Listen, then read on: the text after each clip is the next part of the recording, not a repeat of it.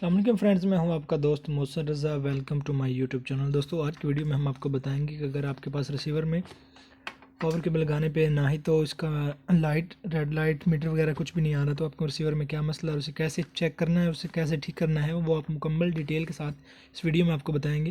تو سب سے پہلے میں پاور کیبل لگا کے آپ کو چیک کروا دیتا ہوں کہ اس ریسیور میں مسئلہ کیا ہے۔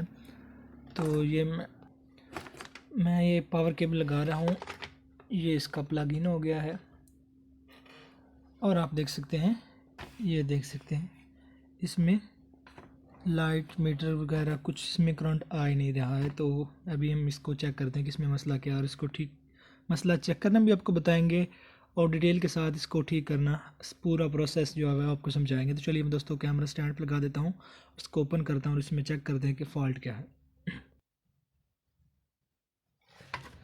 تو سب سے پہلے تو ہم اسے کھول لیتے ہیں، اور یہ دیکھیے یہاں پہ دوستوں میں ایک دفعہ پھر ڈیٹیل کے ساتھ آپ کو بتاؤں گا کیمرہ سٹینڈ سے اتار کے۔ یہ دیکھیے، اگر آپ اس کو اوپن کریں گے تو اس میں یہ دو سرکٹ لگے ہوئے ہیں، یہ اس کا مین بورڈ ہے اور یہ اس کا پاور سیکشن کا ہے۔ اگر آپ کے پاس صرف ریڈ لائٹ آ جاتی ہے، یا اس میں کوئی سافٹ ویئر کا آن پرابلم آ جاتا ہے، آن پہ آ کے ہینگ ہو جاتا ہے، تو پھر آپ کا جو فالٹ ہوتا ہے وہ اس ایریا میں ہوتا ہے، اس کے مین بورڈ میں ہوتا ہے۔ لیکن جب آپ کے پاس ریسیور میں ریڈ لائٹ وغیرہ کچھ بھی نہیں آ رہا تھا، تو اس کا مسئلہ پاور سیکشن کا ہوتا ہے، اور اس کی پاور سپلائی کو چیک کرتے ہیں۔ اگر اس میں میٹر وغیرہ کرنٹ لائٹ کچھ بھی نہیں آ رہا ہوتا تو مسئلہ ہمارا پاور سیکشن کا ہوتا ہے۔ اگر ریسیور ہمارا ہینگ ہو رہا ہو، ریڈ لائٹ پہ ہو، یا کوئی بھی ایسا مسئلہ جس میں ہمارا میٹر آن ہو، لائٹ وغیرہ آ رہی ہو، تو اس میں مسئلہ ہمارے اس بورڈ کو ہوتا ہے، مین بورڈ کو ہوتا ہے۔ اگر اس میں ریڈ لائٹ وغیرہ کچھ بھی نہ آ رہا ہو تو مسئلہ ہمارا جو ہے وہ پاور سپلائی کا ہوتا ہے۔ تو چلیے دوستوں، میں اس کو اوپن کرتا ہوں اور چیک کرتا ہوں کہ اس میں کیا مسئلہ، ادھر کرنٹ آ رہا ہے یا اس کی آؤٹ پٹ، یا کیا مسئلہ ہے اس کو۔ تو میں کیمرہ دوبارہ سے اسٹینڈ پہ لگا دیتا ہوں اور سپلائی کو نکالیں گے، اور آپ کو مکمل ڈیٹیل کے ساتھ اس کو چیک کرنا، اس کو ریپیئر کرنا سکھائیں گے۔ میں اس کی پاور سپلائی کو باہر نکال لیتا ہوں۔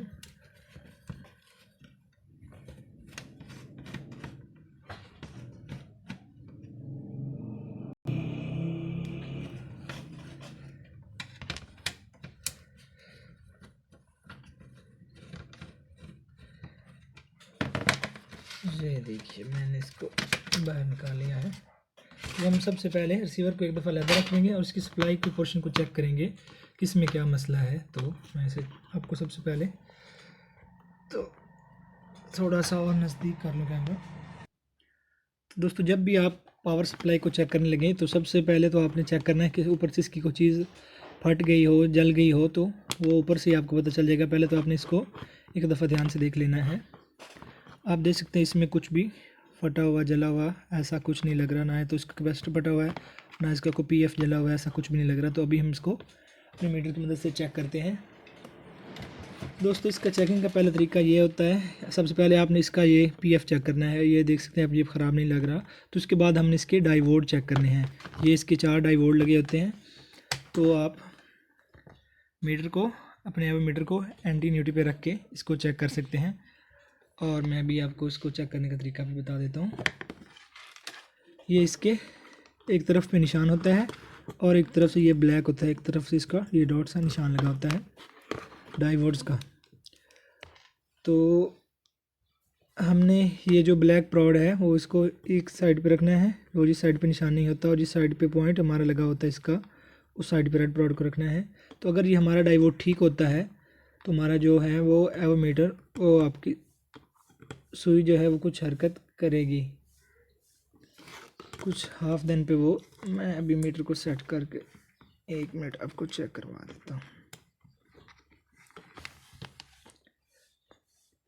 یہ آپ دیکھ سکتے ہیں پوائنٹ آپ نے ایسے لگانے ہیں، اس کی جس طرف پوائنٹ ہوتا ہے اس طرف آپ نے ریڈ پراڈ کو لگانا ہے۔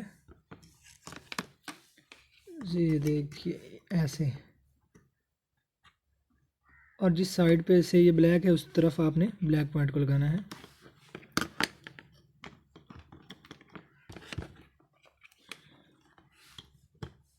اور یہ دیکھ سکتے ہیں اگر آپ کے پاس ڈائی ووڈ ٹھیک ہوا تو یہ ہاف سے کچھ آگے سے آئے گی۔ میں دوبارہ سے آپ کو چیک، اگر آپ کا ڈائی ووڈ ٹھیک ہے تو یہ دیکھیے یہ آپ کی تقریباً 70% پہ آئے گی، مطلب یہ فل نہیں آئے گی۔ اور اگر آپ کے پاس یہ ایسے فل آ جائے اس طرح تو آپ کا ڈائی ووڈ شارٹ ہوتا ہے. تو ایسے ہی کر کے ایک ایک کر کے آپ نے ان چاروں ڈائی ووڈس کو چیک کر لینا ہے. یہ میں ایک کو چیک کر لیا، تو ابھی دوسرے کو چیک کرتا ہوں. یہ بھی ٹھیک ہے اور یہ بھی ٹھیک ہے اور یہ بھی ٹھیک ہے. چاروں ڈائی ووڈس چیک کرنے کے بعد آپ نے اس کو ایسے الٹا کر لینا ہے.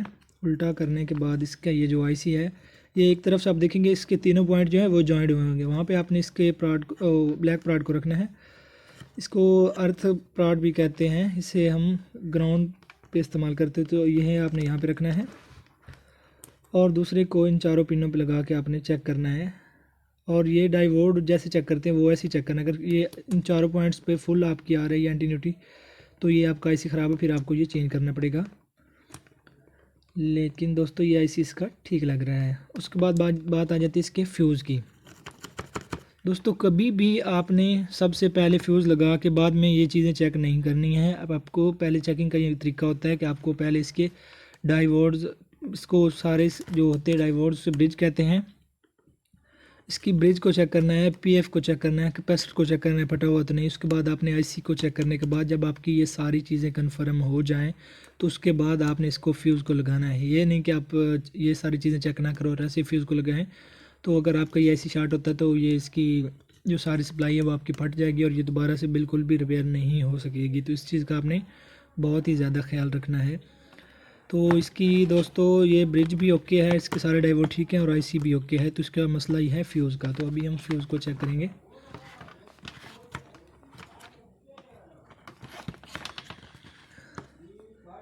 اور اس کے فیوز پہ کچھ بھی نہیں آ رہا، اینٹینیوٹی کچھ بھی نہیں آ رہی ہے. تو ابھی میں دونوں پراڈ کو ہاتھ سے پکڑ کے کیمرہ سٹینڈ سے اتار کے آپ کو دکھا دیتا ہوں. یہ دیکھ سکتے ہیں، یہ میں نے ادھر پراڈ لگائے ہوئے ہیں اور یہ دیکھ سکتے ہیں ادھر اینٹینیوٹی کچھ بھی نہیں آ رہی ہے. تو اس کا صرف مسئلہ فیوز کا تھا. یہ دیکھیے، وہ دوسرا پروسیس آپ کو اس لیے بتایا کہ آپ نے کبھی بھی سب سے پہلے فیوز لگا کے اس کو چیک نہیں کرنا ہے کہ ہر بار یار فیوز کا مسئلہ ہوتا ہے تو فیوز لگانے سے ہمارا یہ اوکے ہو جائے گا. تو ایسے آپ نے نہیں کرنا ہے. تو فیوز لگانے کا بھی یہ طریقہ ہے کہ آپ نے کبھی بھی کتنا بڑا سا فیوز نہیں لگانا ہوتا ہے. آپ نے ایسے ایک وائر لینی ہے اور اس کے اندر یہ جو چھوٹی چھوٹی تاریں ہوتی ہیں ان میں سے صرف 2 تاروں کو ایسے پکڑنا ہے، ایسے دوستو، اور اس کو گھما کے ان کو ایسے ایسے اچھے سے گھما لینا ہے تاکہ یہ دونوں اچھے سے جوائنٹ ہو جائیں اور بھی تھوڑا سا اچھے سے. اور اسے کہتے ہیں فیوز. ایسے اگر آپ نے دوبارہ سے بنا کے لگانا ہو تو ویسے آپ کسی سپلائی میں سے اگر آپ کے پاس کوئی اور پڑی ہو تو وہ سیم بھی نکال کے لگا سکتے ہیں. لیکن اگر آپ کے پاس وہ سپلائی نہیں ہو تو آپ نے ایسے ایک تار کو اوپر سے چھیل کے ایسے اس کا 2 تاروں کو اکٹھا کر کے، زیادہ نہیں، ایسی بڑی تار نہیں لگانی. وہ دوبارہ جب بھی آپ کے پاس، پھر اگر آپ بڑی تار لگا دو گے وہ آپ کا فیوز کام نہیں کرے گا.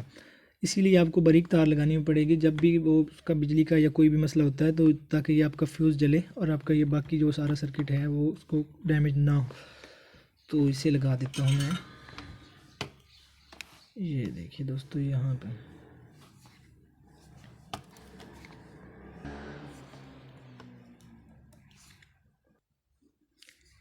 ایک سائڈ سے سولڈ کر دیا، دوسری سائڈ سے بھی سولڈ کر دیا.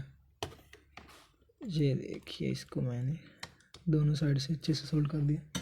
اب یہاں پر ایک اور بات کا آپ نے خیال رکھنا ہے، اس کے سینٹر سے ایک پرنٹ جا رہا ہے. یہ دیکھ سکتے ہیں، اس کے فیوز کے سینٹر سے ایک پرنٹ جا رہا ہے. تو آپ نے یہ نہیں کرنا کہ یہ آپ کی یہ جو تار ہے وہ اس پرنٹ کے ساتھ جوائنٹ ہو جائے. تو آپ نے اس کو تھوڑا سا اس سے اوپر رکھنا ہے. یہ دیکھیے ایسے، تاکہ یہ اس کے ساتھ ٹچ نہ ہو. یہ دیکھیے، تو ابھی میں نزدیک کر کے آپ کو دکھا سکتا ہوں کہ یہ فیوز میں نے، یہ دیکھیے ایک باریک سی وائر لینی ہے اور فیوز کے نیچے آپ کو ایسے سولڈ کر دینا ہے. تو ابھی میں اس کی پاور کو لگا کے چیک کرتا ہوں. یہ جو آپ کا خراب ہو چکا فیوز ہوتا ہے اس کو آپ نے ایسے نکال دینا. اوپر سے کسی چیز سے آپ ایسے نکال سکتے ہو، رہنے بھی دے تو کوئی مسئلہ نہیں، لیکن میں نے اس کو نکال دیا ہے. تو آپ نے ایسے، یہ دیکھ سکتے ہیں، اس کو میں نے نکال دیا ہے. یہ خراب ہو چکا تھا، یہاں پہ فیوز لگا ہوا تھا، اس کو میں نے نکال کے نیچے جمپر لگا دیا ہے فیوز. تو ابھی ہم اسے چیک کرتے ہیں کہ اس کے وولٹیج اوکے ہوئے ہیں کہ نہیں. تو میں تھوڑا سا ادھر میٹر بھی آپ کو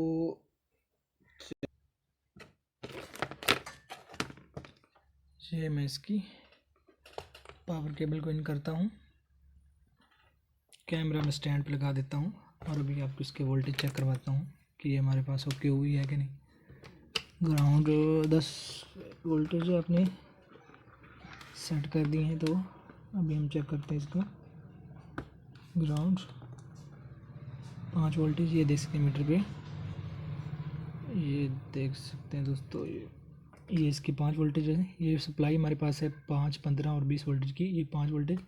ابھی میں میٹر کے وولٹیج تھوڑی ہائی کر کے آپ کو 15 اور 20 وولٹیج بھی چیک کرواتا ہوں۔ یہ دیکھیے، یہ ہمارے آگے 15 وولٹیج اور یہ 20 وولٹیج، یہ دیکھ سکتے ہیں فرینڈ۔ تو ابھی ہم اس کو ریسیور میں لگا کے چیک کرتے ہیں، اور چیک کرتے ہیں کہ ہمارا ریسیور آن ہوا ہے کہ نہیں۔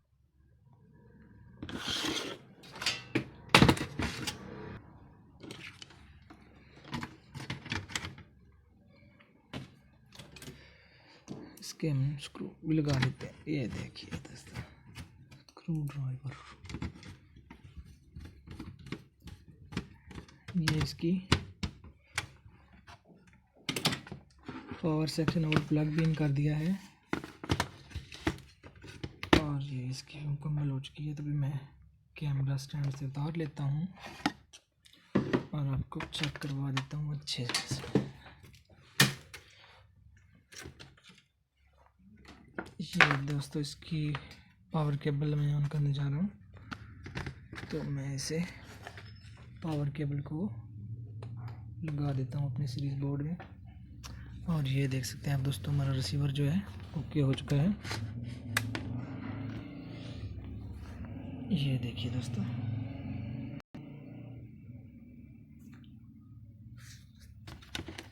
یہ ہمارا ریسیور بالکل اوکے ہو چکا ہے۔